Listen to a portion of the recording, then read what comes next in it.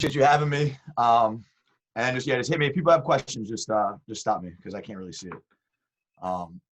But yeah, so guys, listen, we're gonna go over my catching program. So I've had this available for about a year. Basically, what I'm gonna show you guys, I'm gonna show you guys a lot of my favorite ball drills that I do with all my clients, from high school to my NFL guys. When I was coaching on teams, I used to really implement a program in the off season. I'll take you guys through the drills so you can take them with you, use them on your own, use them with your players, whatever. And then I have a full 100-day program. Let me pull it up and we can start from there. It's a little easier. But I have a full 100-day program that you guys will be able to purchase. SidelineHustle.tv/catching program lays out a whole 100-day plan for this thing. And I think you guys will enjoy it. But I'll take you guys through the drills. Make sure you understand kind of the coaching points for all of them, and you can just take the drills and run with it or go check out the actual catching program. But so just kind of philosophically speaking, like what we're working on, right? I think most of you guys know, coach receivers, like the eyes are the most important part about catching a football.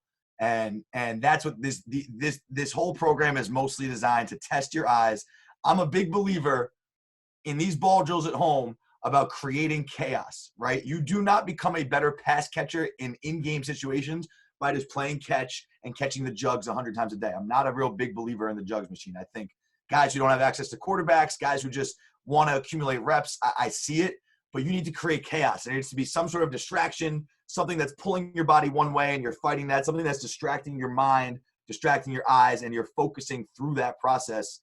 It's all about creating chaos, as I call it. You should not have ball drills that are comfortable. Those are not going to do much for you because there's very few situations in a game where it's comfortable for receivers to make these catches. So again, just going through this, right? Great eyes are the keys to having great hands. Eye discipline and focus must precede every great catch. So I think that's really the key. Is we're testing your eye discipline, we're testing your focus, and forcing those to be at a premium before you make all these catches in this program. But tracking the football in the air, see the X, see the point of the ball. It's just a very specific coaching point, like the tip of the ball forms an X. Really try and lock into that X, I think, is a good tangible thing for guys to focus on. Attach your eyes to the ball is something that I just think is a little buzzword. Like the way I say it, attach your eyes, has always seemed to hit home with them, and I think works. And squeeze the air out of the ball with your fingertips. So, eyes and fingertips are the big focus. As we go, right, don't let the ball cross your eyes. So basically, like an analogy I once heard is catching a football is just like hitting a baseball, right? If you keep it out front, you can see it, you can track it. But just like in baseball, you let the ball cross your eyes, that's when you swing and miss. That's strike three. And a lot of drops happen with guys, whether it's catching the ball to the side, okay, or catching it over the shoulder. When guys let the ball cross their eyes and they're lazy, okay, a lot of the reason why they drop those balls is because they can't see it you can't see the ball through the catch, right? When you let the ball get into your body, you can't see the ball in your body through the catch. Okay, like you let it get, you're not locking it in when it gets into your body. You keep it out front. It's your eyes. So when you lose, it's why you watch a guy like Julian Edelman, right? Like Julian Edelman's a borderline Hall of Famer. He dropped 15 balls last year, and training Sanu, I saw all those games. Every single ball Julian Edelman drops is because he catches it with his body and lets it cross his eyes. And it blows my mind why these dudes in the NFL, all these small receivers in the NFL, they catch everything with their body, and it doesn't make any sense to me. And here's a guy who's literally one of the best receivers to ever play the game. Every drop he had was because of a lack of fundamentals, and it makes zero sense to me. There is never a reason why I think you want to be timid and let the ball get into your body. Keep everything out front, and don't let it cross your eyes. And it's something that, here's Sanu in college, kind of these pictures, and there's the one that's messed up. But Sanu in college in these pictures, and something he focuses on even more now is catching the ball out front, catching the ball full extension. Like when we play catch, there's not a single rep where his arms aren't locked out. And he talks about just wanting to build that habit of there's DBs on my back, there's guys on my back. Everything is full extension. Everything's full extension. I'm never training my body to catch the ball close. I'm never training myself to catch it close to my body.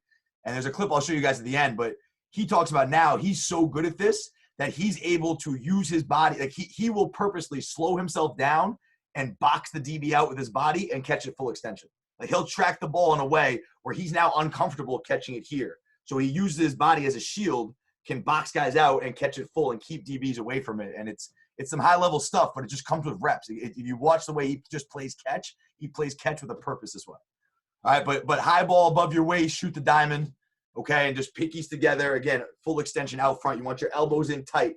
The minute you let your elbows flare out like this, okay, when your elbows are going out, when the ball hits your hand, right, they tend to separate. Hopefully you guys can see me in the little box there. When the ball hits your hand, they tend to separate. When your elbows are tight, right, you got more of a foundation here. It's more solid, and you'll have a good solid base. But when your elbows come out, your hands want to separate, and that's when a lot of drops happen. Okay, and then form a basket, pinkies together on the low balls. The key on these low balls, you can kind of see it in the picture of Sanu in the bottom right, is still attacking the ball, keeping it away from your body, away from your knees. A lot of guys, when it's low, they tend to get passive and let the ball get into their body. Still be aggressive, still attack it, and shoot that basket. All right, over the shoulder catches. So these are difficult, right, because we are inherently letting the ball cross our eyes. We have to. Like, even though that's that golden rule, don't let the ball cross your eyes, you have to let the ball cross your eyes on these over the shoulders. You have to get really good at being able to track it, find the ball in the air, and track it all the way through your hands. The biggest reason why people drop over the shoulder balls is because they let the ball drop, again, below their eyes, right, below their shoulders. So when you can catch it and keep it high, you can see the ball all the way in. When you catch it and let it drop below your eye level, your eyes aren't gonna be able to react fast enough to see it all the way into the tuck. And now you're just relying on your hand skills. And, people make those catches, but you're just begging for inconsistency when you let the ball drop, right? So for the most consistency, late hands, keeping your arms pumping to the last second, okay, but then keeping that ball high, not letting it dip below your weight, below your shoulder level. All right. I'm just looking at this. That's pretty much all I got. They violent to the tuck, keep the ball high, get it tucked right away. We'll see some drills for that. All right, so here's kind of the is there a question, Jay? Something popped up there, but I can't see it. That was me. Just letting everybody know the chat's open. All right, bet.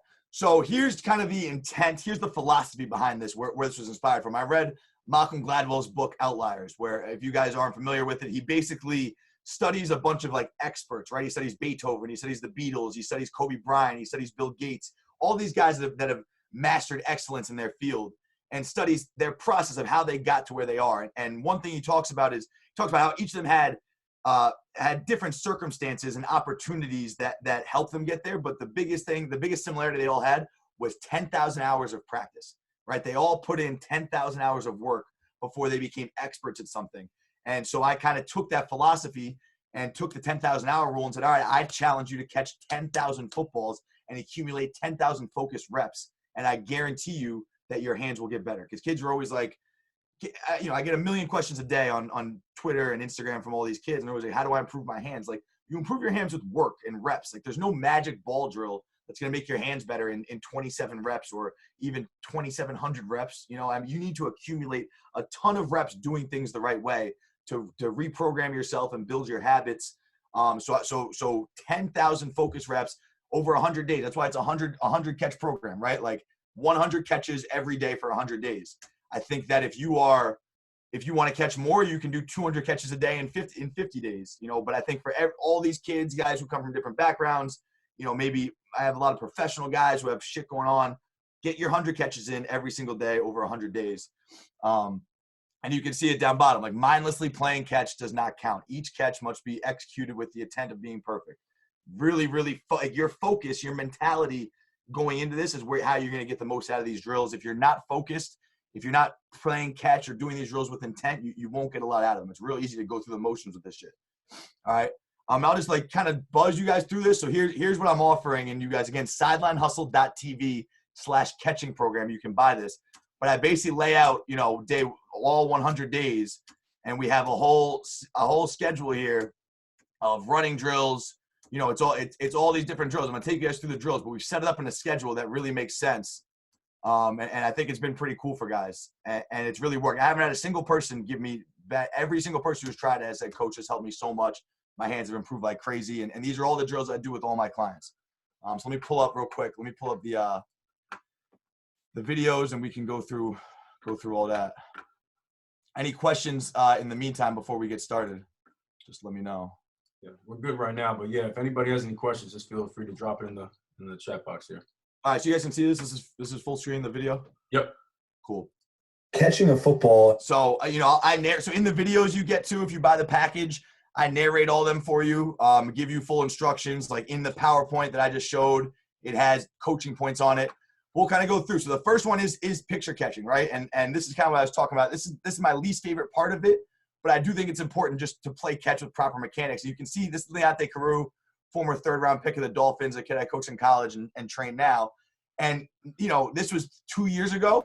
I would focus a lot more on full extension, right? His elbows are tight. It's kind of getting close to his body. I would focus more now. I would coach him up harder on full extension, okay? But you can see how locked in he is, right? We're just playing catch, but this is focused fucking professional catch.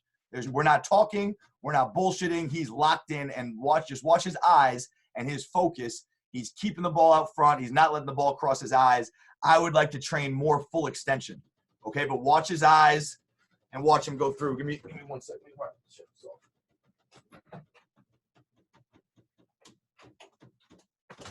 All right, and just, again, focused reps, okay, keeping the ball out front. I would just like to see these elbows extended more. That would be my coaching point. But you can see just these different angles, right? So you catch 10 out front, you catch 10 from the side, then you do over the shoulder here. I'm going to show you a cool drill I did with Mo, with Sanu, that we did over the shoulder. But I just think, like, all these different angles, you know, stationary, but the key is being intent. Like, even here, like, this was kind of the beginning. Like, I would tell him to get much more full extension. Lock those elbows out, get full extension. We're just working all these different angles in your picture catches. Okay, it's a big part of the program. Here's another good drill you can do. Not letting the ball cross your eyes. Use a goal post, okay? Use a soccer goal. Use a tree where you stand right next to this tree. And if you let the ball cross your eyes, if you're complacent at all with your hand, it's going to bounce off the tree. You're going to drop it. So it's really just builds the muscle memory of keeping the ball out front. And that's all this is. My whole theory with catching is accumulating these reps to build muscle memory. You're never going to think about these details in the game. A kid is never going across the middle talking to himself about elbows tight, talking about don't let the ball cross your eyes. But you build the habit so it becomes second nature, right? That's why the accumulating reps and accumulating focus reps is so important. You need to catch the ball 10,000 times before it becomes second nature, and then you're not thinking about it in the game. But that's how these habits are formed. All right, if you look at Sanu's Instagram, he's you know, quarantined. He's banged up with an ankle injury. He's catching 500 balls a day. I think that shit is important. All right, now the next part of these picture catches this is what I like more. It's any sort of distraction. This is just the old school turn around, I yell ball, and you whip around and find it, right? I know that the former tight ends coach for the Dallas Cowboys, he used to, like, splash water on guys. He used to throw shit at guys. Like, I do all kinds of shit. Anything. I like this part, and even adding back previously to the picture catches, add some sort of distraction to this. Add someone punching him in the ribs. He's got a towel around one arm, kind of pulling that arm away. He's got to fight through it.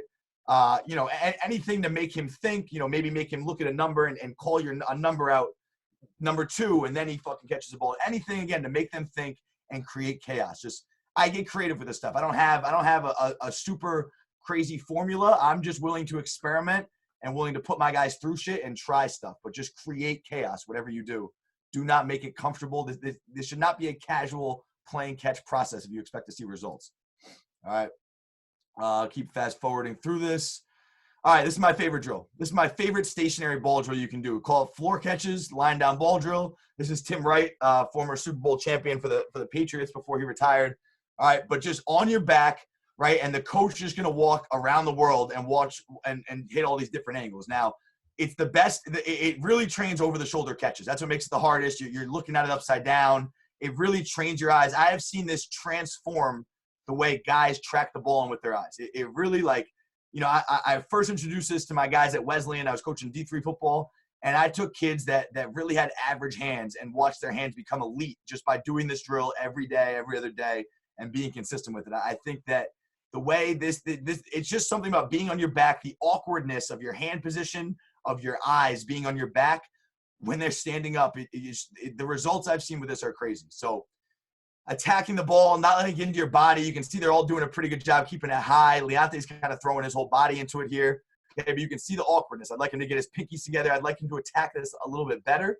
All right, but just seeing the different angles, seeing how difficult it is, you know, make it hard on them. This is a good example. My guy Juju played at Stony Brook. You can do this in your dorm room. Like that now is a time while these guys are quarantined, their mother can throw them these balls. Their sister can throw them these balls. Like, the shittier the balls are, the better work they're going to get. So whoever, the less capable, like, anyone can throw this to them. They don't need to be able to know how to throw a football. You can stand 2 feet away and just put it in different spots for them, make them attack it, make them keep it out front.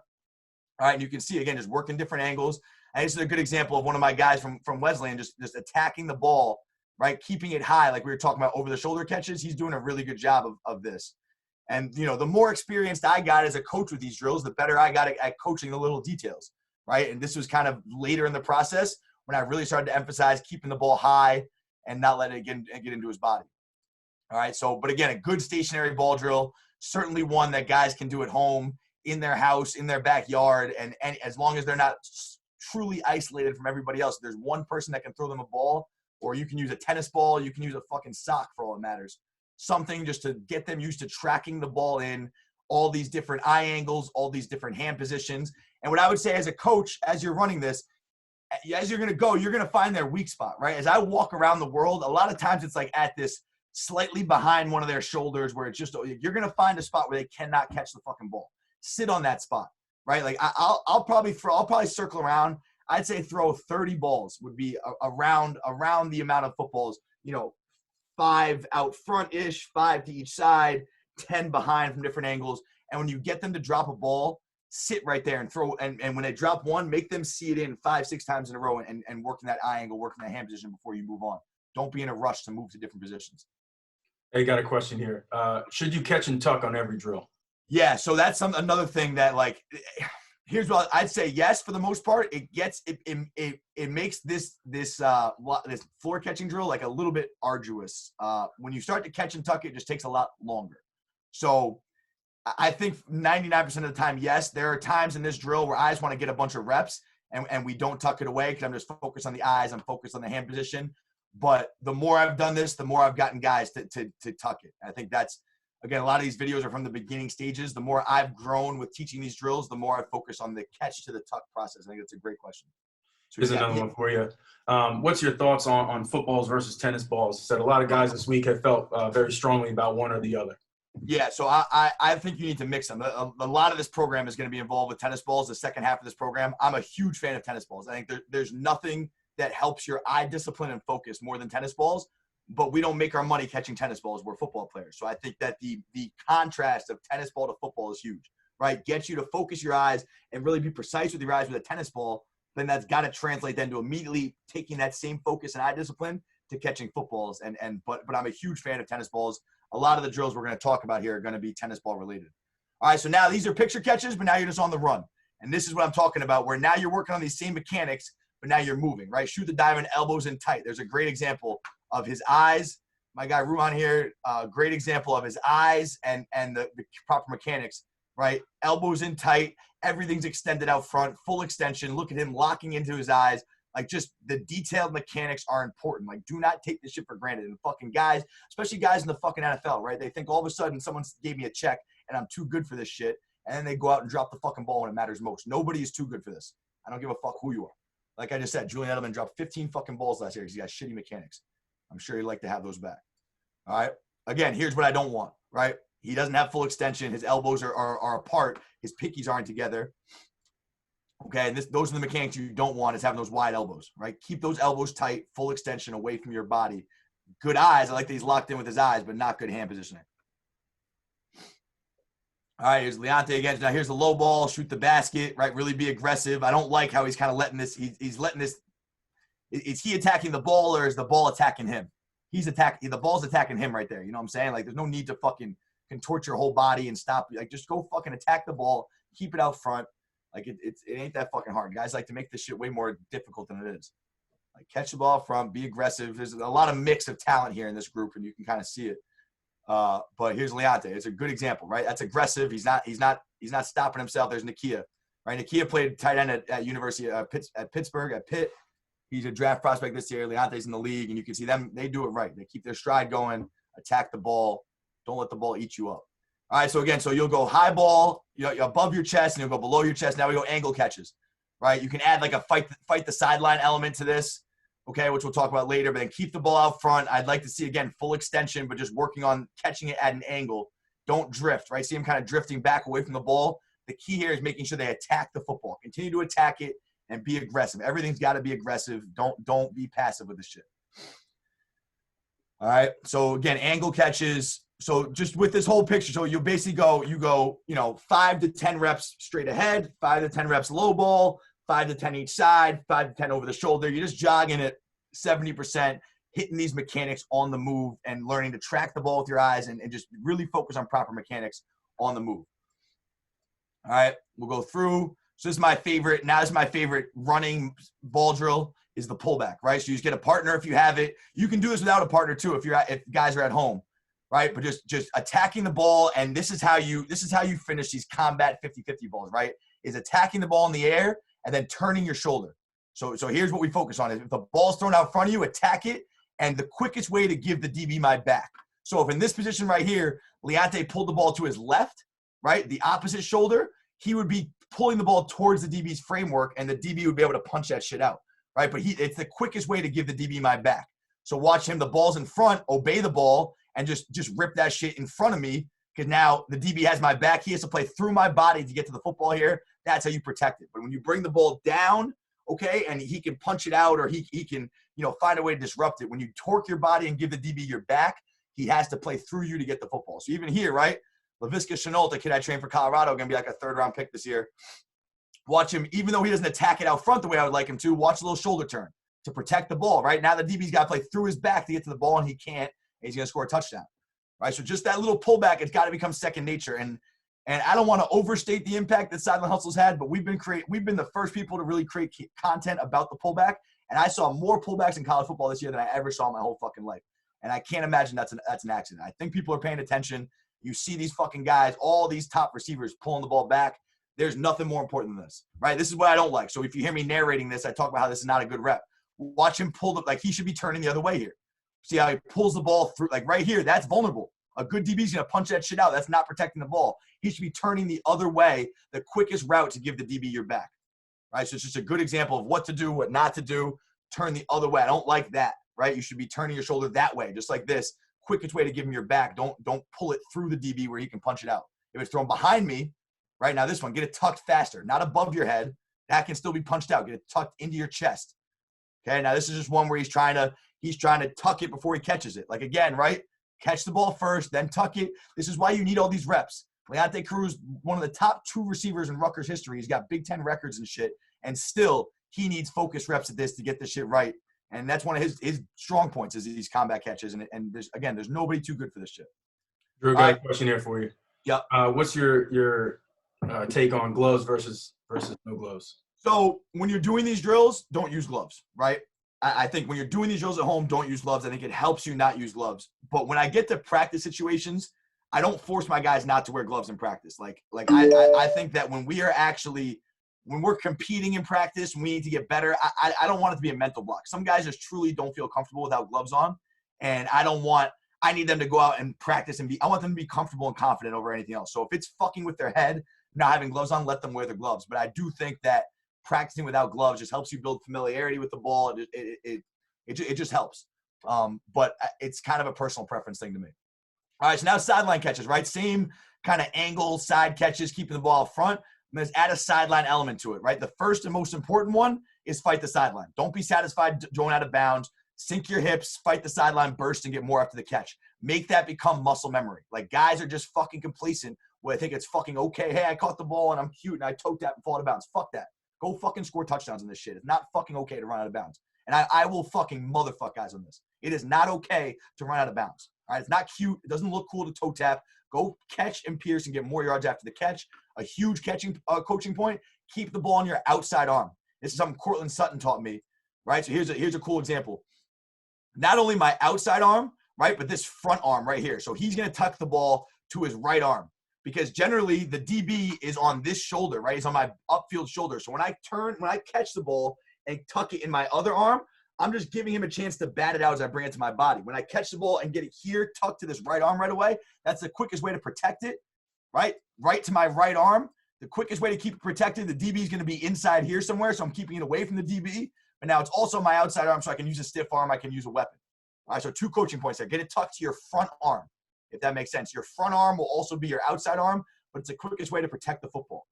All right, again, catch, pierce, fight the sideline. This is fucking football. This is leadership at the wide receiver position, right? I'm not okay with running out of bounds. Hey, I caught the ball, cute, 6 yards, fuck you. I'm going to fucking lower my shoulder. I'm going to get more after the catch. I'm going to compete. I'm not satisfied with catching the ball out of bounds. All right, and this is again my guy Leonte, who is an all Big Ten player. It's a great.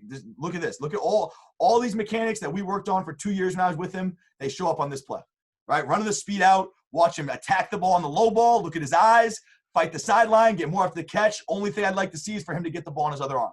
That's what's got to become second nature. Is get the ball in his other arm so you can use a stiff arm. Low ball, eyes, fight the sideline, burst. Everything shows up on this play right here, and it's a fucking rep I was very proud of with him. He had I think he went for 180 and 3 touchdowns this game against Tulane. But I would just like him to get the ball in his other arm. Now, toe tap, right, where you can toe tap with 2 feet, get 2 feet in. And then you got the toe drag. Again, here's just my guys toe tapping some more. And then the toe drag, because in college we only need 1 foot. In the NFL, you need 2. So this is kind of irrelevant. You got to snap that foot down in the NFL. But also is learning the toe drag to get a little bit more extension. I don't really overcoach this. I just think guys need experience. I don't really overcoach the mechanics of it. But here's Michael Crabtree, the NFL version of kind of dragging that foot and then snapping that other foot down because they got to get 2 feet in. So I don't really overcoach it. I just think you need reps, and they just got to figure it out. I don't think there's a big scientific coaching points we can give them. Throw the ball to the sideline, let them figure it the fuck out. I just think it's kind of a natural feel thing more than there's all these coaching points we can give the athletes. They just got to be athletes and make it work for themselves.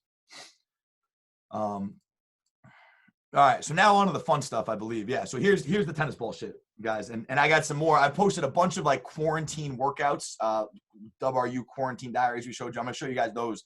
I've made some advancements on these drills, but this is my favorite one. So I call it the triple-double, 6 balls, right? 3 in each hand. So here's the thing, right? You catch 1 ball, catch it with your fingertips, lock your eyes in, but you got your whole hand. Now, he's got 1 ball in his hand. The surface area, the landing area is even smaller now. So watch how he's got to be even more precise with his eyes. Right? Even more precise with my eyes because the landing area is smaller. Now it's super small. Now, if I'm not perfect with my eyes, right, I don't really lock in right there, I'm going to drop the ball. So this is 3 balls in each hand. It forces you to lock in, forces you to be really precise with your eyes. Some guys, that's a good example, right? You see how he gets kind of lazy? The ball's not positioned correctly. He's kind of complacent and he drops it. Some guys, and here's Tim Wright. Tim's really good at it. Just watch his eye discipline before I move on. Really focused. Right? Really locked in. And you can see now when he drops this one, he's got to be super focused to see it all the way in. That's the fucking training right there. Look how precise he is with his eyes. This is what we're working on. Right? That you can't match this eye precision anywhere else. That's going to translate to a football. Some guys just suck with 3 balls. Some guys just can't do it. Right? And you can still get really good eye work in just catching 2 and 2. Just get more reps. If guys can't get the 3, let them keep working on it. They should be working towards it, but don't let it ruin the drill. I'm not going to sit here and watch you drop the 3rd ball over and over and over like an asshole and waste my fucking time, right? So just if they can't catch the 3rd, then just get a lot of work of different positions, different speeds, make them go low, make them go high, just change angles, change positions, and just catch 2 balls in each hand. Anyone can catch 2 balls in each hand. If they really struggle with 3, then just move on. Some guys' hands aren't big enough. Some guys can't get the positioning. All right, then you go off a wall, right? Where now he's not seeing the ball coming. He's got to react to it. And a really good, this is just a really good variation to it. Still locked in, right? Look at his eyes. Locked in with his eyes. That's what we're working on right here. It's just that eye position so you can throw it off a wall. We'll bounce it off a wall. I'm going to show you some more variations of this drill as we go. But the 6-ball drill, the triple-double, that's my favorite tennis ball drill. If Sanu has become obsessed with this shit. He has become absolutely obsessed with it. I think it helps you so much. All right. Now we're going to go through some do-it-yourself circuits, some things that you can do at home. All right, juggling is a great thing to do, right? And you can see his eyes, right? It's just funny to watch how all these mechanics come in. Me and Tim are talking during this. Juggling is a great thing for your hand-eye coordination, but then as soon as he takes his eyes away, what happens? You drop the ball. This is why all this shit just plays out. You just need reps, right? If you juggle fucking for 32 seconds a day, 4 days in a row, you're not going to see any reps. But if you juggle every day for 10 minutes for 100 days, I guarantee you're going to see results. So it's just consistency.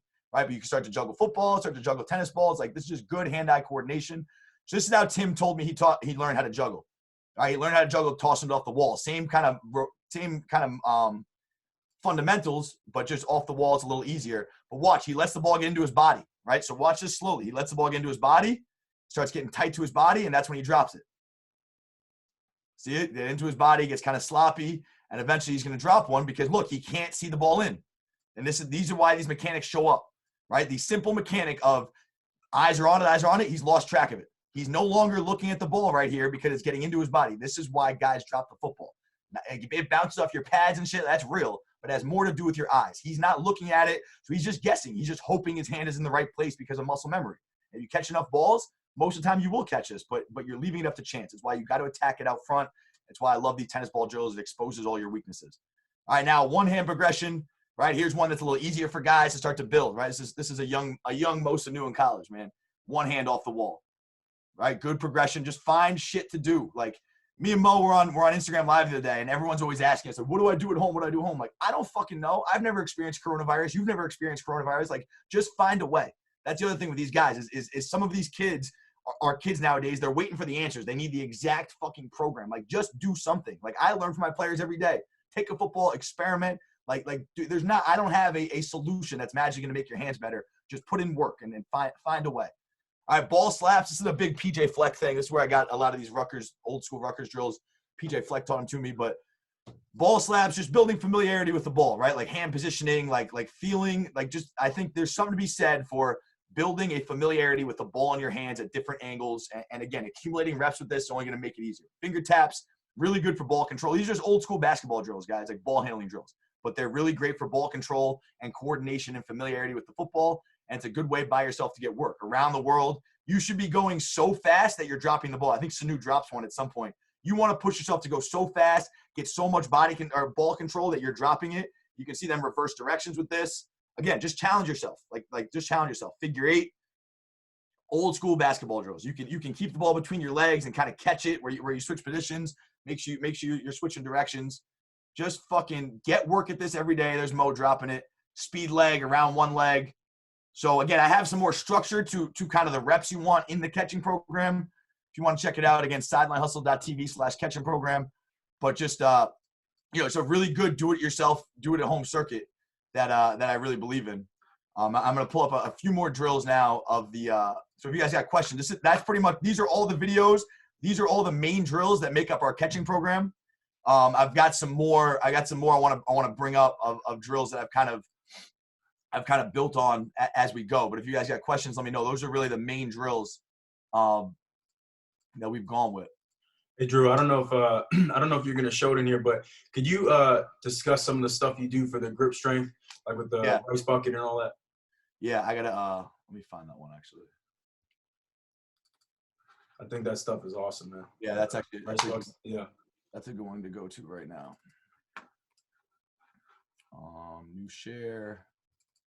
Yeah, so here's the other part of it. This video is included in the program as well. So the next part now is grip strength, right? So I like to do two things. I'm gonna take you guys through some of like the work. I like to do two things. I either like to kill their forearms, like ton of grip strength, really make their forearms, their arms feel fucked up, and then catch a bunch of balls, right? And that kind of simulates the fourth quarter. You're tired, your body's tired, your arms are fatigued and feel a little heavy, and you still gotta have perfect catching mechanics. So one thing I did, I'm gonna show you two workouts I did with Sanu before he had his ankle surgery.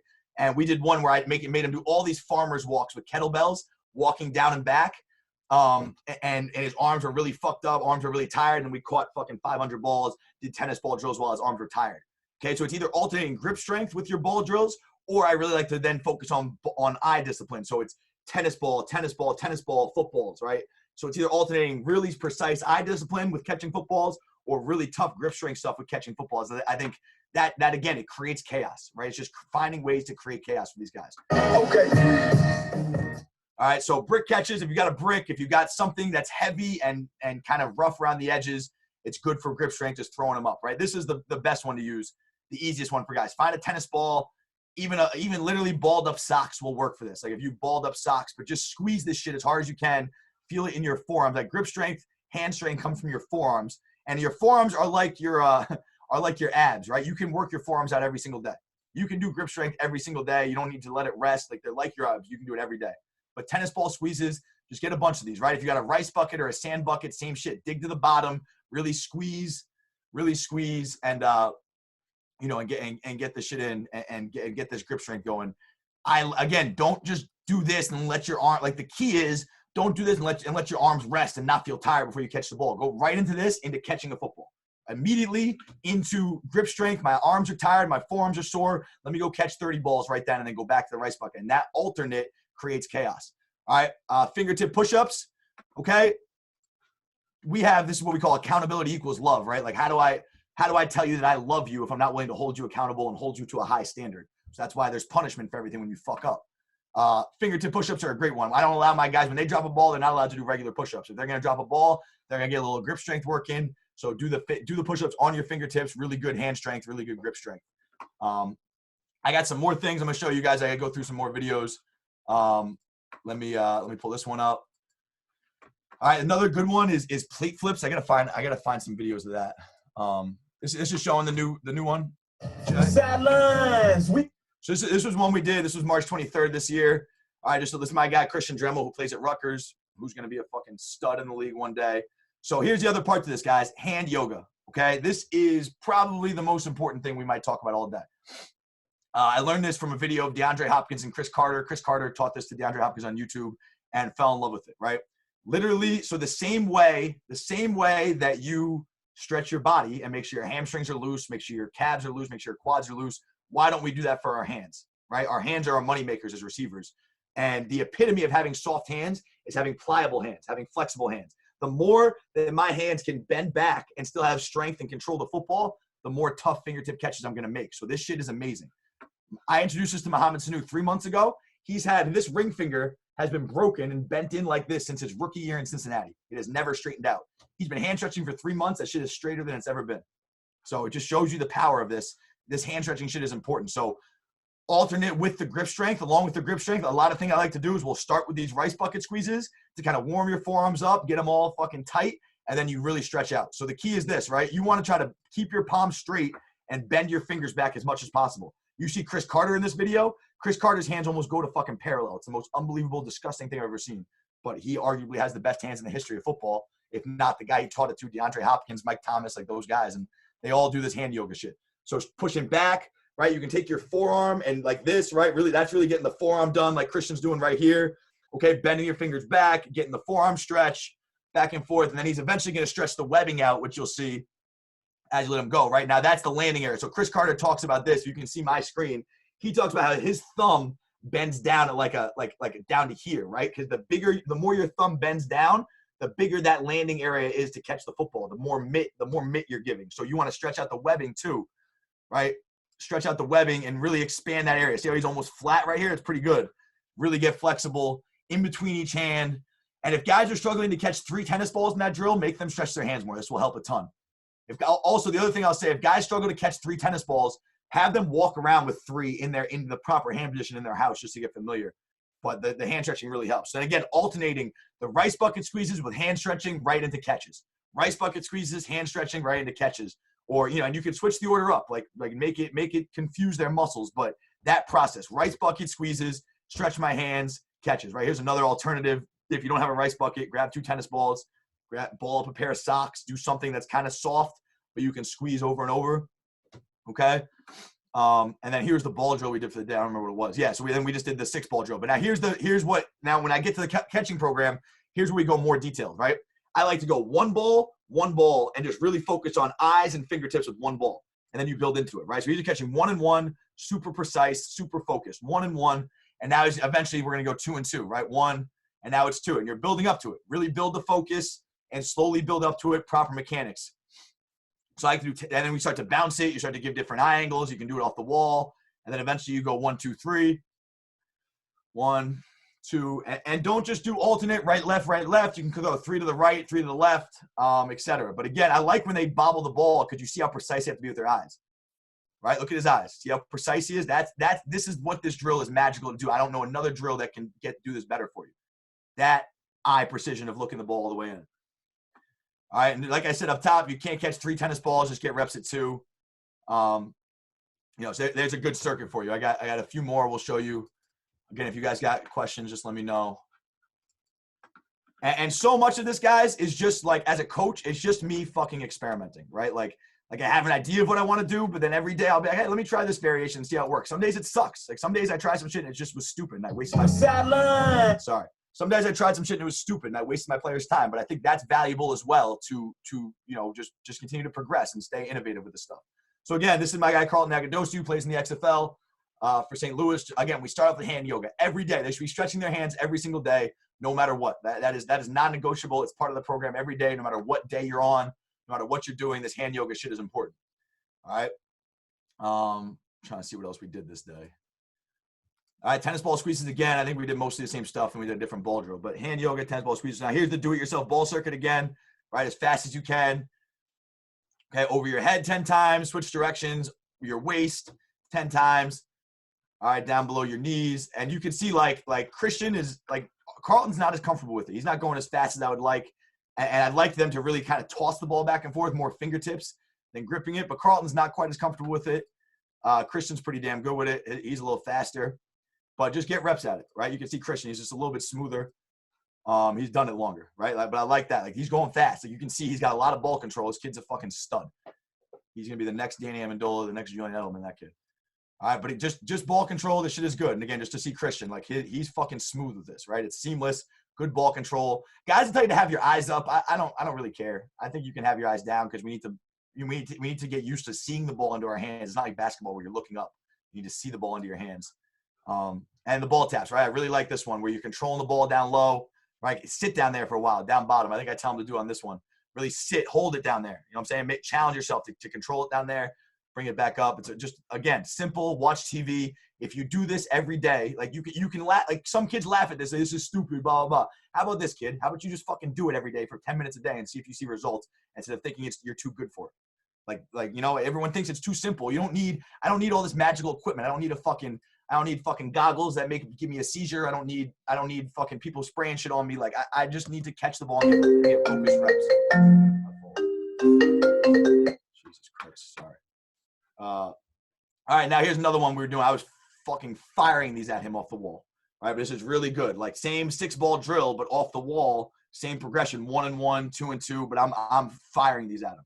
Right. Then we did. This is something we came up with. We did 1 in each hand, then 2 in each hand, 1 in each hand, then 2 in each hand. Different. You can tell I'm walking behind, different angles. Like, again, we're just messing with different variations of the same progression. So I think you have freedom to experiment, but it's a good reaction drill. Like, you can see the ball's coming on him pretty quick. Still got to keep it out front. I go from right behind him. Now, I think this is good. It's a good little variation. It's challenging though. I wouldn't move on to this until they've really gotten comfortable catching these tennis balls with their fingertips and everything. But just a good variation.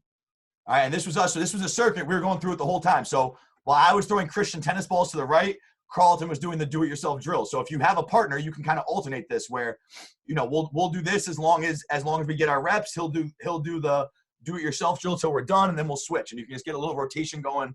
And this was kind of us working, and we got some good work in that day and made the most of the situation. Let me pull up real quick some of these new workouts. Again, if you guys got questions, let me know. Here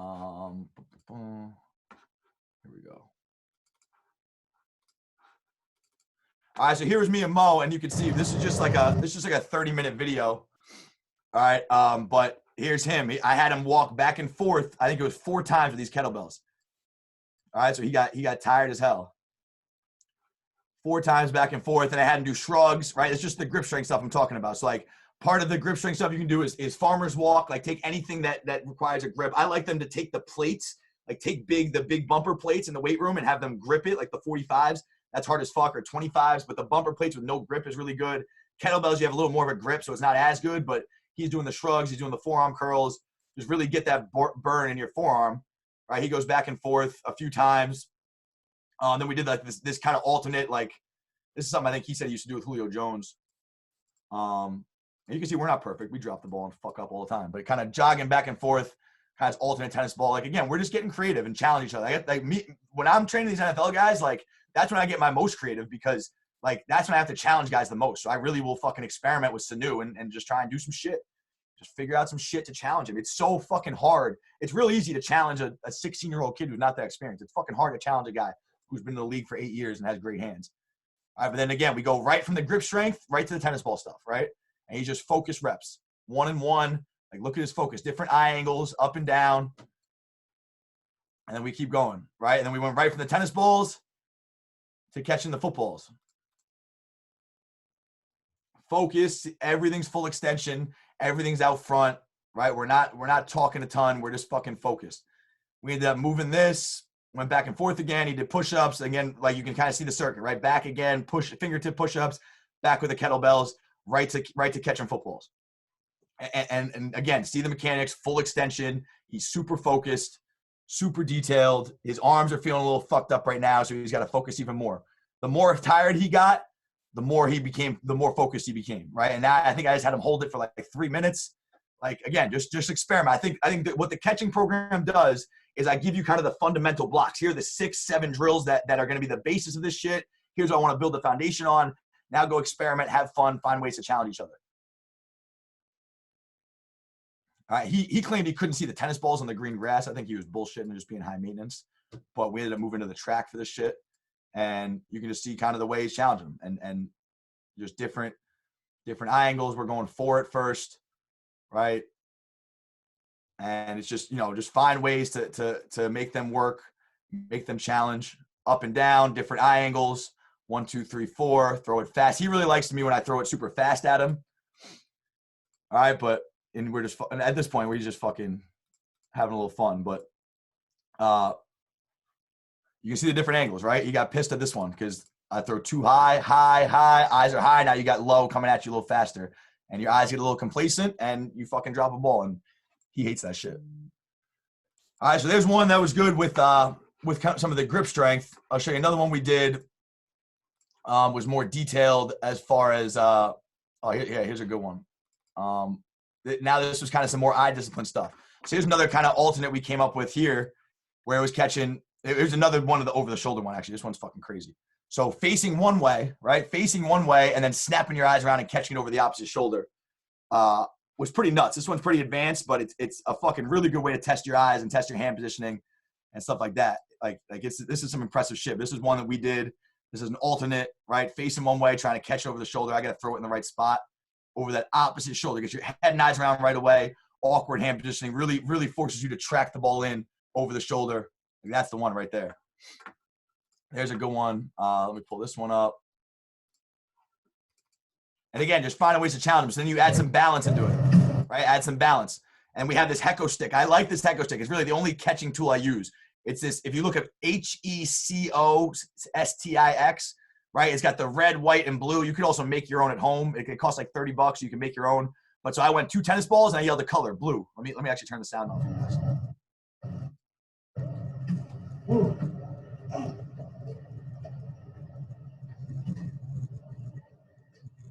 What? So that was a pretty good one that challenged him, and I think it's really good. It makes you think. I like the Hecko stick because it makes you think. It makes you process information, see a color, focus. Like, again, creating fucking chaos. Like, I really like that tool. I think it's a really useful thing for receivers, and it's something everyone should use. Let me show you this one. So now the lying down drill with some abs, and then just doing tennis balls. Like, again, just getting creative, right? Floor catches, different eye angles, add some abs into it, and then catching 6 balls. All right, so like, and I think this is something guys can do abs and throw these against the wall, right? Sit up, do a sit up, throw one ball off the wall, catch it with your opposite arm, and add some abs to it. Like, it ain't rocket science. We're just, no one taught this to me. I didn't go to school for this shit. Like, none of us did. Like, we're just making stuff up. Like, have the freedom to experiment. As long as you're focused, as long as you're challenging yourself, you're going to get better from it. Hold on one sec. Again, if you guys got questions, just shoot them at me. I'm just going to kind of just take you through as many of these drills as I can before our time is up here. Here's another real good one. So this is one I like too. So we went tennis ball, football, right? Here's a really nice one. So keep the tennis balls in your hand to the last second. See how late? That's your late hands right there. See how late he's dropping the ball? Full extension, late hands. Like, this is a fucking great rep. Tennis ball focused, football, late hands. But I think it's a fucking great drill. He really enjoyed this one. I thought we got a lot better from it. Tennis ball focused. He dropped that one. And this is what he said here, right after this. He goes, you weren't lying. You let this ball hit your palm, it's game over. Right? Let me see the one where he dropped it. You let the ball hit. Look how he got a little complacent. It hits his palm, it's game over. That's why tennis balls are so great. And when you throw the balls hard as fuck, they got to catch it with their palm. So that's why, it's so great catch the tennis balls, because it exposes all those little details. Tennis ball and then late hands, football. All right, so there's another good one. Let's see what else. Bouncing the ball off the ground, tennis ball, football. he kind of using some run after the catch stuff after that. And here's one, like, I don't know, this is probably more fun than anything. This one made fucking Bleacher Report reposted this shit. I don't know how helpful this is, but it's just fucking finding ways to challenge him. We caught 4 balls. One hand, like, I don't know. Again, like, we're not getting worse from it, I think, and it's fun for them. Like football can be fun. Sometimes as coaches, we feel like we gotta be fucking super serious all the time. Like, we're also friends outside of football, so we make this shit fun. But I just think, again, finding ways to challenge each other, finding ways to challenge your athletes and have some fun with it and keep them engaged. I think it's all good stuff. Give me one sec. Let me know if you guys got questions. I'm gonna pull up some more drills as we go. But Jay, let me know, where you think we should take this. I got a couple more drills I want to show. Anybody has any questions, just feel free to drop it. I think everybody's just kind of taking it all in, you know what I mean? No doubt. Probably, I guarantee, and and I'd love to know, but once you did that hand yoga stuff, I bet the majority of the room was testing it out. So yeah, no doubt. I mean, the hand yoga, it's not complicated, guys. If you feel a stretch, you're doing it right. You know what I'm saying? So don't let it. Don't overthink that. Let me. And if you haven't seen that Chris Carter video, you got to check it out. I mean, that dude's thumb goes all the way back. All the way back. It's crazy. Here's another good one that kind of came up with. So over the shoulder, right? Keep the ball high. Tennis ball, football. It's Juwan Winfrey. He plays for the Broncos. But just keeping the ball high. These catch mechanics, right? Tennis ball, football. And one thing he's not doing, I've kind of like made variations to this. Same thing when we were doing with Sanu, right? Drop the ball at the last second. So keep the ball high, keep the tennis ball in your hand, eyes pumping, late hand drill, right? Keeping in your last second, drop them at the last second, just working on late hands, working on proper catch mechanics, and you just switch up the angles with this. Tennis ball, football. I just wanted to keep those balls in his hand, right? But look at his eyes. See the eye discipline tracking the tennis balls, same eye discipline with the football, get it tucked right away. Tyreek Hill, same eye discipline, getting it tucked right away. You just see all this shit show up, right? And all these great over-the-shoulder catches, they at the catch point, they're catching it above their shoulders for the most part. Another good drill that we've done. Let me know what else you guys got. Here's one for you, Drew. What are your everyday drills you work in Indy for a bigger receiver group? So I don't really have everyday drills in Indy. We have pre-practice everyday drills. So we have I can pull this up for you guys. Let me pull this up real quick.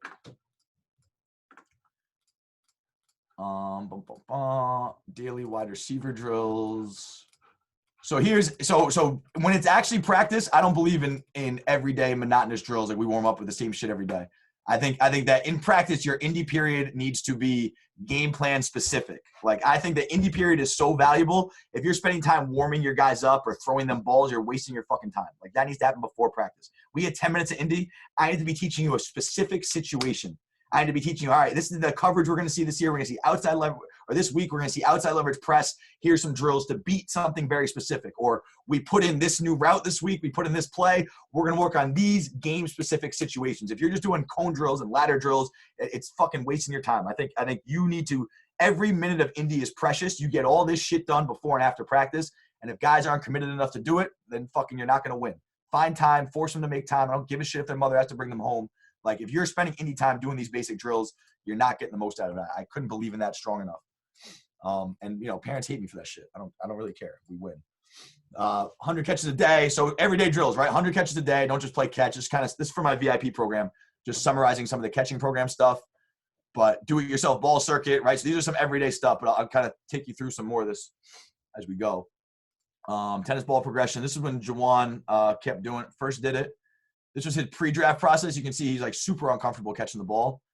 Like, it's just cool to see the progress. Like, watch his progress here. He ends up dropping it, right? It's just not that familiar with him yet.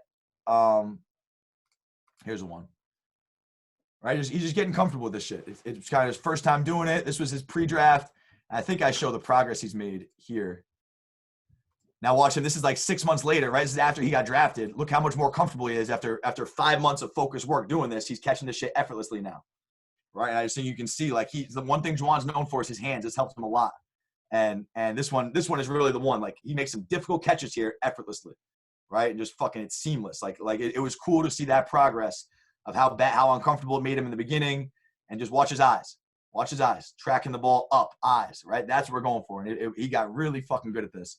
All right, so again, same thing we just went over every day, grip strength, catching, kind of go over this stuff, hand stretch. So this is that DeAndre Hopkins video. Here, we can play this with sound real quick. Push-ups. Excellent. Now, I want you to move your fingers and get them to move down. Keep your palms straight, though, okay? And that's how you get the dexterity and the flexibility, okay? All right, now watch mine now, okay? You see that? That shit crazy. That's what I want you to be able to do, where you can get it flat. Stretching them, you keep squeezing. You're gonna have me in trouble in me. No, that's how you get better. That's where I got that from. Fucking dope videos. Look up Chris Carter, DeAndre Hopkins' hand. You'll see it. They do this little drill at the end. All right, so the other things we do, right? So I'm a big believer in the duck walk. A lot of fucking PT guys and physical therapists will tell me I'm ruining my athlete's knees, but every athlete who's ever crossing everybody over, so this is what it's just a simple exercise in the beginning of practice to warm your hips up, right? Because what do we do in routes and releases, right? We want to push off the inside part of our foot and create these violent hip shifts back and forth.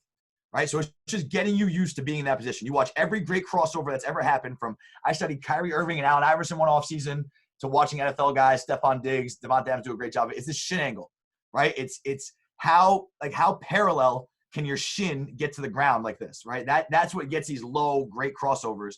So just look at his hips, right? Look how violent his hips are back and forth. That's what you're trying to create. And I'm gonna show you guys an example of what I mean. We're doing this in the sand. So we do the duck walk every single day. This is kind of like our warm-up that I make them do pre-practice. Right, duck walk, stance and start, all that stuff. I didn't realize that was typed wrong. So now here's stance and start. This is something we do every day. Stance and start, focused reps of stance and start is an everyday drill. Again, I don't get complicated with shit. I believe in fucking old school fundamentals and just pounding them home and getting reps at it. We do not need to reinvent the wheel to become great football coaches here. But just good example of stance and start of how his body mechanics are. I just want to pull up real quick this other drill, this rocket step drill real quick. Show you guys the benefits of this duck walk, right? We walk through break points, another everyday drill. Like if you're uncomfortable with something, just jog through it, just walk through it. We went over break points of the day in the last talk I gave with Coach. Yeah, real quick, let me pull this one up. So talking about the duck walk, right? Here's where the duck walk shows up. All right, so we talk about these rocket steps, okay? Here's what I'm talking about, shin angle and these hip shifts, right? Watch him push off his insteps. See that this right foot pushing off the inside part of his foot. See that shin angle? Parallel to the ground. So watch actually how he gets this corner to bite. He's not overextending. He's not reaching. Everything's within his framework, but he's pushing off that instep and creating a hip shift. Watch his hips accelerate. See his hips shoot inside? That's what the DB feels. Watch his hips accelerate inside, that burst of his hips. Right? But everything's under control. He's done the duck walk. Because Sanu does the duck walk, and Sanu played with Russell Gage for a minute. I know that they were doing this shit. Right? Pushing off your insteps inside. Okay? My fault real quick. Off your insteps. And just, again, this is what you're getting. You're getting this violent hip shift, but then my other foot's in the ground ready to redirect right away. But that knee inside my ankle, pushing off your insteps. Watch Kyrie Irving. Watch any crossover. If you want to make millions of dollars a year crossing people over, the shin angle is inevitable. So all these PT guys who try to prevent it, you want to know why guys tear their ACL the first time they do it? Because their body's never been in this position before. That's my opinion on it. We've never had a knee problem in the history of my fucking experience doing this, knock on wood. I think that athletes can handle this shit. All right, but just a good example of what I mean by shin angle, what I mean by pushing off your insteps. Again, his right foot, the inside part of his foot, his hips jetting inside and getting that acceleration, and boom, boom, I'm right back out of it. That's the duck walk. That's the hip shifts. That's why I believe in doing this every single day. All right, the only other part of those everyday drills I had was film study. But that's my opinion on everyday drills. When it comes to actually in season everyday drills, it all varies on what we need. Did we suck at comebacks the day before? Then let me really work on that break point. Like I think it's your individual period has to be spent giving your players what you feel like they need, what they're lacking, or what they need for that week to be prepared game plan wise. But that's pretty much all I got, guys. Let me know if you have questions. Again, sidelinehustle.tv/catching program is where you can find that program. 100 days. We've seen nothing but great results. I think it's a really good thing to get your guys on. We might have another 100 days of this quarantine. Hopefully not another 100, but you can get the next 30 days in, like whatever. I think it's a good thing to do during this time when we're all away from each other. I know you kind of touched on it before. Coach was just asking in regards to getting receivers with smaller hands, and I guess how you tailor the programs differently, or what's the issues there? I really don't tailor it differently. The only thing I would say is maybe avoid the 3 balls in each hand if your hands aren't big enough, and just catch 2 and 2. But like, it's the same thing. Receivers will ask me, what do I do if I'm a shorter receiver? Like, just fucking ball. Like, we can't do anything about your hand size. Stretch the fuck out of your hands, get your grip strength up, and just make the most of it. Like, don't feel bad for yourself. I don't need to. You're not handicapped. You know what I'm saying? I don't need to give you a wheelchair. Like, just go fucking catch the football. Exactly. Anybody else have any questions? Yeah, definitely take a look into that catch program. Anything you teach wide receivers about pushing off with the back shoulder fade in the red zone? So the back shoulder fade. Let me see if I can pull something up real quick. Let me pull up a video right quick, and then we can kind of talk about it. So back shoulder is another one that I feel like is pretty highly. Guys just need reps at the shit. What I tell them. With the push-offs, you got to keep them low, you got to keep them subtle. But the key to back shoulder is just keeping your body language straight and vertical to the last second, right? But you can see AB is a little subtle push-off. Like, someone asked me today, what's the difference between a legal push-off and an illegal push-off? The difference is whether you get called for it or not. Like, technically, they're all illegal, right? So, one thing that kind of got me with these push-offs, Kobe Bryant said that he used to study the location of the refs on the floor, right? He used to know that when the ball came to the low block, the refs would rotate this way, and there was a blind spot on the low back line. So he knew that when refs rotated this way, he could use his right hand and really tug onto the players' jerseys and get an advantage that way, right? So it's the same kind of shit. Like, what can you get away with? Where are the refs positioned? Like, is this technically an illegal push-off by Antonio Brown? Like, probably by rule, but it's subtle. He doesn't fully extend. He's kind of turning and pushing at the last minute. He's not overemphasizing it, and he gets enough separation. All right, the key to these back shoulders is the pullback. Right, remember the pullback we were talking about? Give the defender your back. So like continue the rotation. Don't just catch it here. Pull it back, and now look, he's got to play through your body to get to the football. So it's keeping your body language straight, reacting to it at the last minute, reacting to it as late as possible. And then that subtle low push off. But the key on this is the pullback. Watch up top, Emmanuel Sanders. Pull it back. Right, continue it. Obey the ball and give the defender your back and get it tucked. Obey the ball, give the defender your back and get it tucked. That's why I think this pullback is so beautiful. But as far as the push-offs, like, just keep it subtle. And, if you get caught, you get caught. Like, it is what it is. They're all illegal technically, but they're also trying to tug on our fucking jersey and get hands all over us. I think this is a good example of what I mean of selling the body language, right? Like it's a fade. Like, react to it last minute. Look at him sell like it's fade. The same tempo as a red zone fade. And then there's the ball on me last second. React to the football. But that pullback is the key to completing those balls. And again, even see here, right? You can see a guy like Terry McLaurin. It's just second nature to him because I know they worked this at Ohio State, right? He's just ripping the ball away, giving the ball guy my back. It's just second nature. Good one by Mo. Again, is this a push off? Probably. But is there hand fighting? Like, he's fucking pushing on you the same way I'm pushing on him. Like, it's just fucking football, man. Sometimes you're gonna get caught. I think for me, like in the run game, in like physically competing for the ball, I always try and take responsibility for penalties for my players. Like, the first penalty in the run game is always on me. I'll take the first holding call. I'll take the first personal foul. Like, I'll take responsibility because I want you to be fucking aggressive and I want you to ruin their day. Then if the refs are going to try and make it about them, we'll reel back a little bit and now it's on you. But same shit with this. Like, if you're going competing for the football, I ain't never going to get mad at you for pushing off. Like, the shit just happens, man. Anyway. Any other questions? Any other questions here before we sign out? Obviously, a lot of people saying that they learned a bunch. And yeah, I'm trying to see. Hey, do you want to just share one more time just where they can get the catch program? Yeah, so sidelinehustle.tv/catching program. Or if you follow me on Instagram, just hit the link in my bio and you'll see it says catching program right there in my bio. So at Sideline Hustle on Instagram, hit the link in my bio. Or sidelinehustle.tv/catching program. But again, the biggest thing I encourage you guys to do with all this shit is just fucking experiment. Like, I don't have the answers. You don't have the answers. Your players are going to come up with some answers. We've done this Sideline Hustle challenge of just having like your best do it at home ball drill. And I've learned more from just kids around the world sending some shit in. So 100%. Just work at it and get work at it. And don't think that anything is too simple or you're too good for anything. Like I said, it's not going to hurt you. You know what I mean? So. Nothing's going to hurt you, man. Sitting around doing nothing's going to hurt you. Right. Right. But no, honestly, obviously Coach gave a ton of stuff for your guys to do at home, and shoot, we ain't got nothing but time now. So everybody, if they dedicate themselves, everybody should come back hands tremendously improved. And that's what I always tell guys who get like lower body injuries, like now's the time to really make your hand great. That's what I told Mo. So like right now we can't run routes and we don't have team shit. Now's the time to get your hands right. It's the biggest way we can make improvements. Yeah. Real quick, Arthur Thompson asked me, how do you feel about your stance with your hands up and ready versus hands in a relaxed position down? Always have your hands relaxed. We talked about this last time. Yeah. I'm not going to get into it too much. Go check out Coach's Google Drive and check out my previous talk. But anytime guys have their hands up, they end up just dropping them before they move and exposing their chest anyway. When your hands are up, you're super tense. Like we control the tempo as receivers. We dictate it. DBs don't fucking exist. We tell them what to do, right?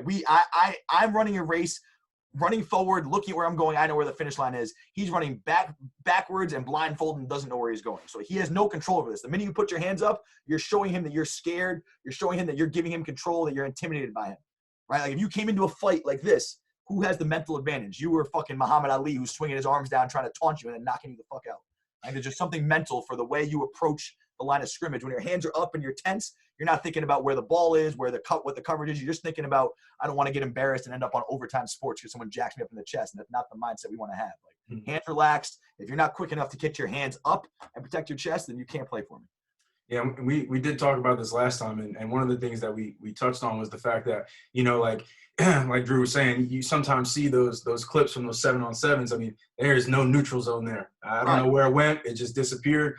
When we're actually in a game, they do have some space, and I mean, every coach is going to have their own opinion. I agree with Drew. I'm the same way. Our guys keep their hands relaxed. I feel like, they, like you said, that you drop them down initially to bring them back up. I mean, same thing with DBs. I've studied some DBs who have done that with their hands up and theirs drop down first. I got that from Coach Gaddis. There's no doubt. So yeah, no, 100%. So I'm with you there. Yeah. Did you get any other questions on your end? I think I got it. No, that was the only one I got. Last thing I'll share with you guys. Here's another good grip one. These plate flips. So flipping the plate, that's the black one's a 10-pound plate. The green one's a 25-pound plate. He's a grown man with the green one, but it's just another good hand-eye grip strength thing. Like, find something else you can flip or throw up a weight and catch it. Just another kind of good grip strength thing to alternate with. Last thing to show you guys. Awesome.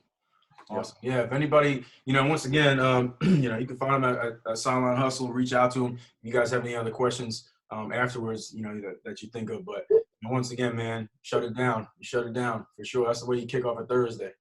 You know what I mean? So awesome presentation. You got a bunch of guys in there just saying, one of the best clinics they've seen. So there you go. You muted on me real quick, but can you hear me now? Can you hear me? My sound just went away.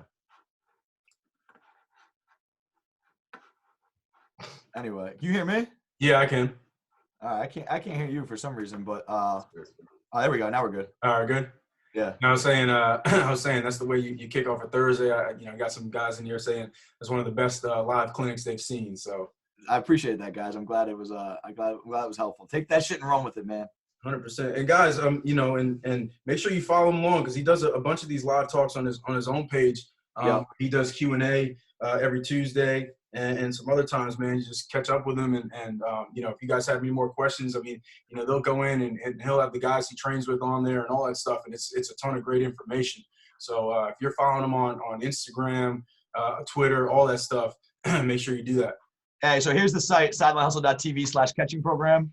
You'll see it. You can purchase it right here. $30 for the 100 days. That has the whole program. The drill videos are available for you. You can find the drill videos on my YouTube, on Instagram. So you can see the drills for the actual structured program, which I really believe in. You can buy it here, share it with your players, all that stuff. But sidelinehustle.tv/catching program. There you go. Solid. No more questions. Appreciate it, my brother. All right, bro. I appreciate you, man. Shut it down, man. You shut it down. No doubt.